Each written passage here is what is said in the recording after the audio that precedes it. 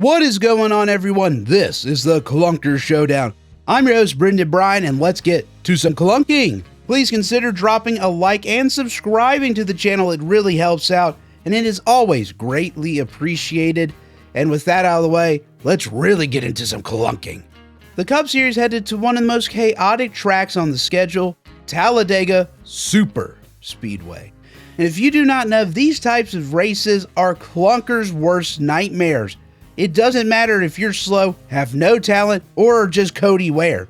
As long as your car is running at the end of the race, you have a chance to potentially win the darn thing and eliminate yourself from the Clunker Showdown. You don't believe me that anyone could win this race?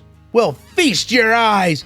That is Chad Fincham leading this race in the Clunkmobile 66 car. It's almost too hard to watch. But I can't look away. It's like witnessing Bigfoot, a unicorn, or a self-aware person over 50. Quick, turn your eyes away. Don't look, children. And let's get back to discussing some racing. The race went green through stage 1, but after the field was bunched up after the stage break, stage 2 became a bit chaotic. On lap 116, the big one struck when Bubba Wallace couldn't handle the train being shoved up his bumper by the watermelon farmer Ross Chastain. This caused a 26-car accident with multiple drivers being completely taken out. It was really a roll of the dice on who finished last, and the lucky winner of that dishonor today went to Mr. Kyle Larson. Yay, there you go. He is not a true clunker, but hey, you gotta let everyone have a taste of defeat every now and again. Everyone gets a chance to suck. Getting back to the race itself, we sadly had to eliminate another driver from the Clunker Showdown. No Tyler Reddick to save us this week, though I will say they just could not kill him at Talladega. He wrecked like 3 times and still finished 14th. I mean, I think he's a zombie at this point. Nothing can stop this man. But regardless, we had a new winner. Man, these super speedways are just cruel. They just throw out new winners left and right without knowing the consequences. It came down to a duel between Chris Buescher and Carson Hocevar.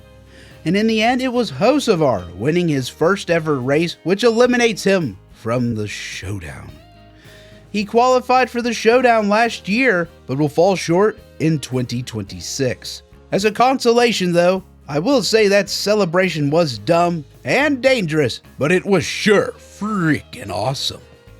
Next, the NASCAR Cup Series heads off to the Lone Star State to take on Texas Motor Speedway, a track smaller than Talladega. So I guess not everything is bigger than Texas, and it must be pretty chilly too. This race in recent years has actually become known as a very chaotic one, so do not be shocked if the bottom of the order becomes filled with non-clunkers. I'm talking about you, Joey Logano. But before that, let's take a look at the point standings after Talladega. As I said, these super speedway races are cruel, and you automatically see the consequences of their actions. That is most self-evident if you look right at the top of the leaderboard here.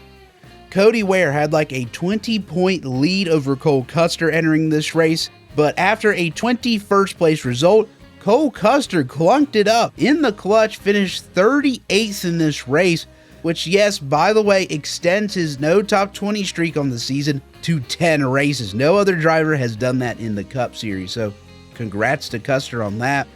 But yeah, the points lead is now 4 points, so yeah, Cody Ware's points lead is not safe as of yet. Heck, look at Connor Zilic, he is even closing in a little bit. I think we all thought Cody Ware would begin to run away with this, but Cole Custer keeping things interesting.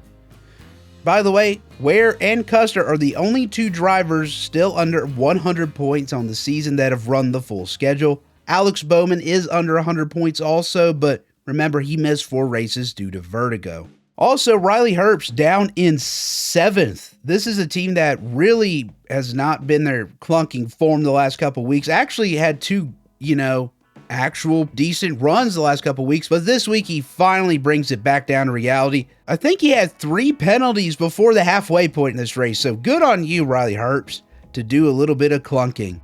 Also, you see Kyle Busch didn't lose any ground here, but yeah, he did get a top 10. That's the first for RCR this season. Hopefully he can rebound next week at Texas with a much poorer result, just like last year. Here's a really big casualty here. Ricky Stenhouse seemed to be settling into that top like 5 or 6 in the standings, but after a 6th place run, he now finds himself 11th in the standings. And I think we can all agree that if you're going to win the Clunker Showdown, you probably got to be in that top 3 to 6.